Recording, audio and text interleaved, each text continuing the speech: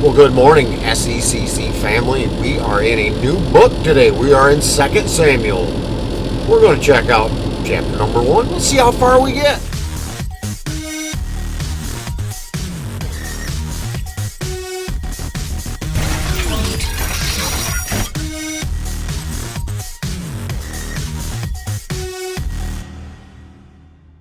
Second Samuel, chapter 1. After the death of Saul, when David had returned from striking down the Amalekites, David remained 2 days in Ziklag. And on the third day, behold, a man came from Saul's camp with his clothes torn and dirt on his head. And when he came to David, he fell on the ground and paid homage. David said to him, "Where do you come from?" And he said to him, "I have escaped from the camp of Israel." And David said to him, "How did it go? Tell me." And he answered, "The people fled from the battle, and also many of the people have fallen and are dead. And Saul and his son Jonathan are dead also." And David said to the young man who told him, "How do you know that Saul and his son Jonathan are dead?"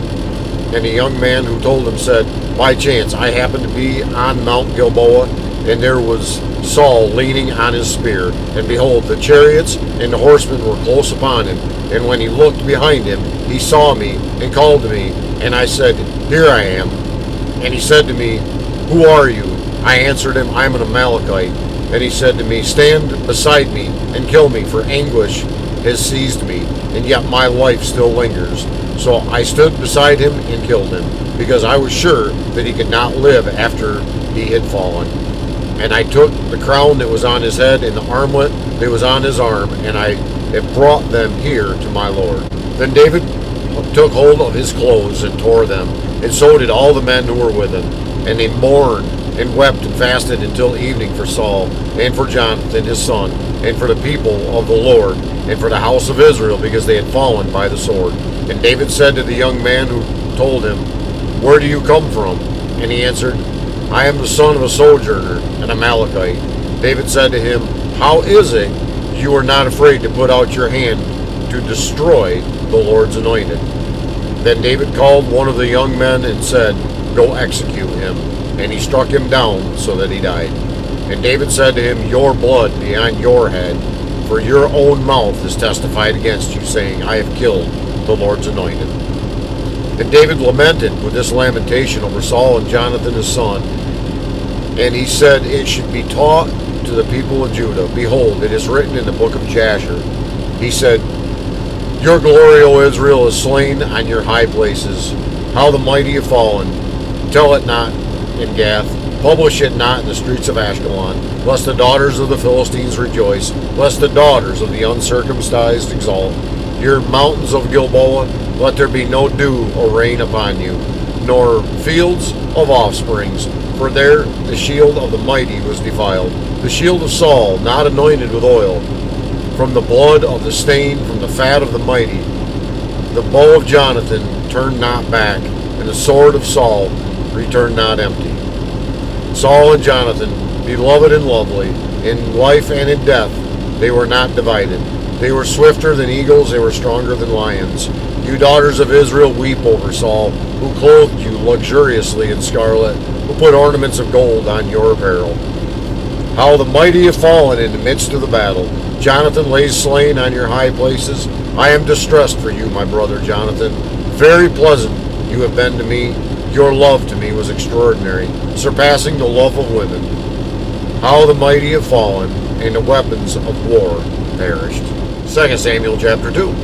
After this David inquired of the Lord, "Shall I go up into any of the cities of Judah?" And the Lord said to him, "Go up." David said, "To which shall I go up?" And he said, "To Hebron." So David went up there, and his 2 wives also, Ahinoam of Jezreel, and Abigail, the widow of Nabal of Carmel. And David brought up his men who were with him, everyone with his household, and they lived in the towns of Hebron. And the men of Judah came, and there they anointed David king over the house of Judah. When they told David it was the men of Jabesh Gilead who buried Saul, David sent messengers to the men of Jabesh Gilead and said to them, "May you be blessed by the Lord, because you showed this loyalty to Saul, your Lord, and buried him. Now may the Lord show steadfast love and faithfulness to you, and I will do good to you, because you have done this thing.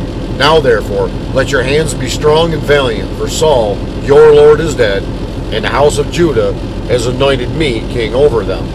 But Abner, the son of Ner, commander of Saul's army, took Ishbosheth, the son of Saul, and brought him over to Mahanaim, and he made him king over Gilead, and the Asherites, and Jezreel, and Ephraim, and Benjamin, and all Israel. Ishbosheth, Saul's son, was 40 years old when he began to reign over Israel, and he reigned 2 years. But the house of Judah followed David. And the time that David was king in Hebron over the house of Judah was 7 years and 6 months. Abner, the son of Ner, and the servants of Ishbosheth, the son of Saul, went out from Mahanaim to Gibeon, and Joab, the son of Zeruiah, and the servants of David went out and met them at the pool of Gibeon, and they sat down, the one on the one side of the pool and the other on the other side of the pool. And Abner said to Joab, "Let the young men arise and compete before us." And Joab said, "Let them arise." Then they arose and passed over by number, 12 for Benjamin and Ishbosheth, and the son of Saul, and 12 of the servants of David. And each caught his opponent by the head, and thrust his sword in his opponent's side, so they fell down together. Therefore that place was called Helkath Hazarim, which is at Gibeon. And the battle was very fierce that day, and Abner and the men of Israel were beaten before the servants of David. And the 3 sons of Zeruiah were there, Joab, Abishai, and Abishai. And Abishai was as swift as of foot as a wild gazelle. And Asahel pursued Abner, and as he went, he turned neither to the right hand nor to the left from following Abner. Then Abner looked behind him and said, "Is it you, Asahel?" And he said, "It is I." Abner said to him, "Turn aside to your right hand or to your left, and seize one of the young men and take his spoil." But Asahel would not turn aside from following him. And Abner said again to Asahel, "Turn aside from following me. Why should I strike you to the ground? How then could I lift my face to your brother Joab?" But he refused to turn aside. Therefore Abner struck him in the stomach with the butt of his spear, so that the spear came out his back. And he fell there and died where he was. And all who came to the place where Asahel had fallen and died stood still. But Joab and Abishai pursued Abner as the sun was going down. They came to the hill of Ammah, which lies before Giah, in the way of the wilderness of Gibeon.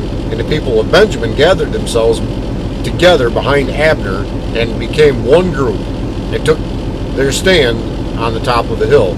Then Abner called to Joab, "Shall the sword devour forever? Do you not know that the end will be bitter? How long will it be before you tell your people to turn from the pursuit of their brothers?" And Joab said, "As God lives, if you had not spoken, surely the men would not have given up the pursuit of their brothers until the morning." But Joab blew the trumpet, and all the men stopped and pursued Israel no more, nor did they fight any more. And Abner and his men went all that night through the Arabah. They crossed the Jordan, and marching the whole morning they came to Mahanaim. Joab returned from the pursuit of Abner, and when he had gathered all the people together, there were missing from David's servants 19 men, besides Asahel. But the servants of David had struck down of Benjamin 360 of Abner's men, and they took up Asahel and buried him in the tomb of his father, which was at Bethlehem. And Joab and his men marched all night, and the day broke upon them at Hebron. That's going to complete our reading today in 2 Samuel chapters 1 and 2. Lord willing, we'll be right back here again with you tomorrow. And until then, I would ask that the Lord would bless you. Yes, you. Have a great and godly day, and I'll see you tomorrow.